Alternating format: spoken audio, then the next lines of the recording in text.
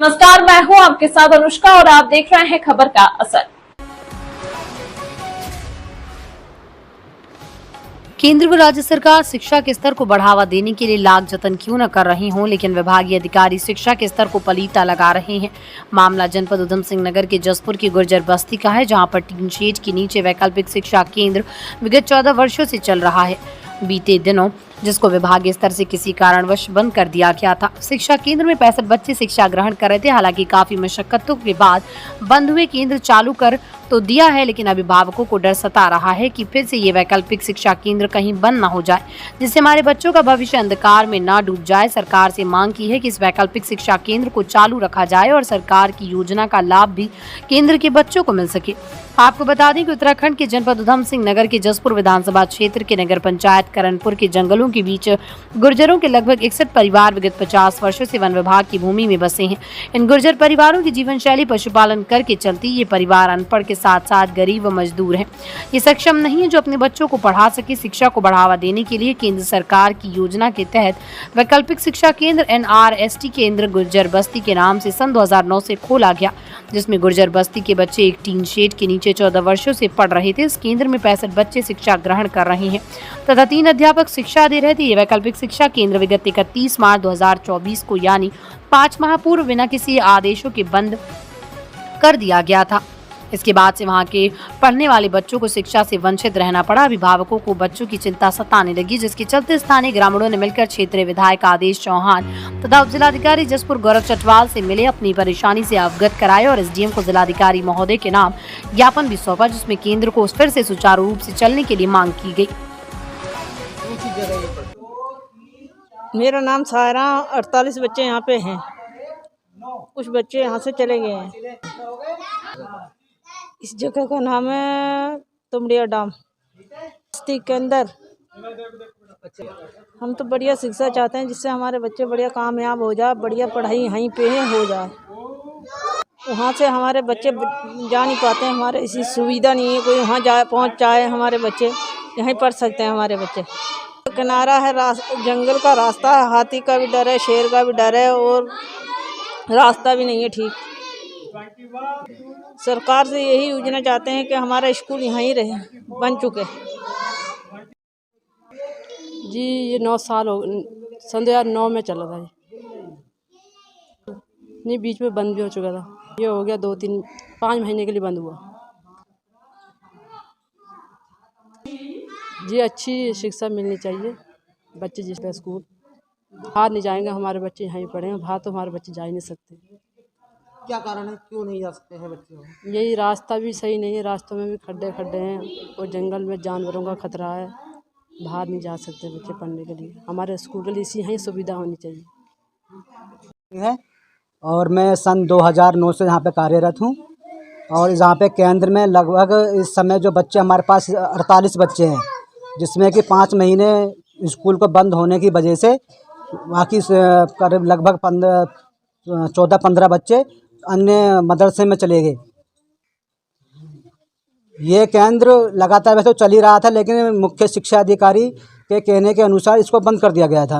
उन्होंने कहा था कि ये योजना केंद्र सरकार से बंद हो गई है। अब तो यहाँ पे हम 1 अक्टूबर से यहाँ पे आना शुरू किया है। सर हमने कि सन 2009 से स्थापना हुई थी।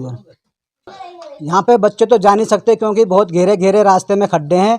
अगर कोई वाहन जाता भी, अगर पलट जाता है तो दुर्घटना होने की पूरी संभावना है। और दूसरी बात, यहाँ पे जंगली जानवरों का बहुत भय बना रहता है, कोई बच्चा बाहर जा नहीं सकता। इसीलिए यहाँ पे NRST केंद्र बहुत ज़रूरी है सर चलाने के लिए। और क्या विभाग की तरफ से कार्रवाई की जा रही है? देखो, शिक्षा एक ऐसी विधा है कि इसको वैकल्पिक रूप से चलाया नहीं जा सकता है अनंतिम समय तक। तो पहले ये जहाँ पर विद्यालय नहीं थे वहाँ पर हमने वैकल्पिक रूप से कुछ केंद्र बनाए थे, लेकिन गवर्नमेंट ऑफ इंडिया का या हमारी सरकार का ये है कि अस्थायी रूप से विद्यालय हों और बच्चों का पठन पाठन भी अस्थायी विद्यालय में कराया जाए। तो इसे तो जो जिस बस्ती की बात कर रहे हैं, जसपुर में गुज्जर बस्ती में, वहाँ पर एक केंद्र चलता था। तो हमने उसको जो निकटस्थ हमारे प्राइमरी स्कूल हैं या जूनियर हाई स्कूल हैं, उसमें हमने उनको इनरोल करने का कहा है कि आप फलां स्कूल में जो उनके नज़दीकी विद्यालय वहाँ जा कर के उनका आप रजिस्ट्रेशन करा दो और अपना वहीं पढ़ाई लिखाई शुरू कर लीजिए। और इसके लिए गवर्नमेंट ट्रांसपोर्ट अलाउंस भी देती है, या ये ट्रांसपोर्ट जहाँ पर उपलब्ध नहीं हो पाता है तो वहाँ पर उनके पेरेंट्स को या जो उनके नज़दीकी लोग हैं जो उनकी केयर करते हैं कि उनको हम अलाउंस देते हैं एस्कॉर्ट, कि उसको एस्कॉर्ट करके ले जाए बच्चों को। 5-4 बच्चे इकट्ठा ले करके वो उस स्कूल में जहाँ उसका दाखिला होना है या इनरोलमेंट होना है वहाँ ले जाए। तो मैंने जहाँ तक मैंने महसूस किया है कि वो लोग तैयार नहीं इसके लिए। उनका कहना है कि हम वैकल्पिक रूप से ही केंद्र को चलाते रहेंगे। और मैं बार बार कह रहा हूँ कि कोई भी चीज़ वैकल्पिक नहीं, जब अस्थाई समाधान किसी चीज़ का हो सकता है तो हम अस्थाई क्यों ना कर दें उसका। तो हमने उनसे बार बार हम यही आग्रह कर रहे हैं। मैंने अपने खंड शिक्षा अधिकारी को भी भेजा था, वहाँ के जो अन्य लोग हैं उनको भी भेजा था कि उनको कन्विंस करें, मोटिवेट करें कि वैकल्पिक न भेजिए, अस्थायी रूप से आपकी हम व्यवस्था कर रहे हैं। फिर भी क्योंकि हमारा कंसर्न बच्चा है तो बच्चे के कंसर्न को देखते हुए हमने गवर्नमेंट से परमिशन के लिए एक प्रस्ताव भेजा है कि कम से कम इस वर्ष वो जो 65 बच्चे हैं उनकी एजुकेशन कंटिन्यू रखने के लिए जो धनराशि हमें प्राप्त हुई है एस्कॉर्ट या ट्रांसपोर्टेशन में, उसी धनराशि के माध्यम से हम वहाँ पर कम से कम इस वर्ष एक वैकल्पिक केंद्र चला दें और अगले वर्ष से हर हाल में उसको हम नियमित विद्यालय में ही एडमिट कराएंगे। ये हमारा प्रयास है। सर, जिले भर में कितने वैकल्पिक केंद्र चल रहे हैं? जिले भर में ऐसा जो हमारे कुछ माइग्रेटरी पॉपुलेशन है उनके लिए हमने 6 केंद्र चला रखे हैं, जो अस्थायी रूप से वहाँ पर नहीं रहते हैं, इधर उधर आ जाते हैं बच्चे, माइग्रेटरी हैं। तो उसके लिए हमारी एक संस्था है, उसके साथ हमने MOU किया है बटरफ्लाई करके। तो वो एक बस के साथ वहाँ पर डिजिटल एजुकेशन और जो भौतिक रूप से जो शिक्षा है वो उसको प्रदान करती है। तो इस प्रकार से 6 केंद्र हमारे वर्तमान में चल रहे हैं। तो उस पर आपके द्वारा भी कुछ निर्देश दिए? देखिए, डाम क्षेत्र के पास हमारा गुज्जर बस्ती है वन विभाग में, तो उसमें 65 बच्ची लड़का लड़की थे। वहाँ से क्योंकि कोई रास्ता नहीं है इसलिए वैकल्पिक व्यवस्था करी गई थी 2009 से, जो आज तक चल रहा था। लेकिन अप्रैल में अचानक सरकार ने बंद करने का फरमान जारी कर दिया अधिकारियों के द्वारा। जब वो गुज्जर बस्ती के बच्चे और उनकी महिलाएं वो मेरे पास आए तो मैंने शिक्षा मंत्री जी से बात की और उनके जो निदेशक थे उनसे बात की।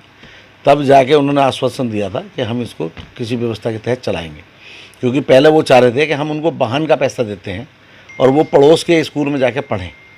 लेकिन वहाँ मैंने जब उनसे कहा कि वाहन तो आप उनको पैसा तो दे देंगे, लेकिन जब वहाँ सड़क या रास्ता ही नहीं है जाने का तो वो अपनी लड़कियों को पढ़ने से बैठा लेंगे। जंगल के रास्ते से कोई अपनी बेटी को भेजना नहीं चाहता, वो गरीब लोग हैं।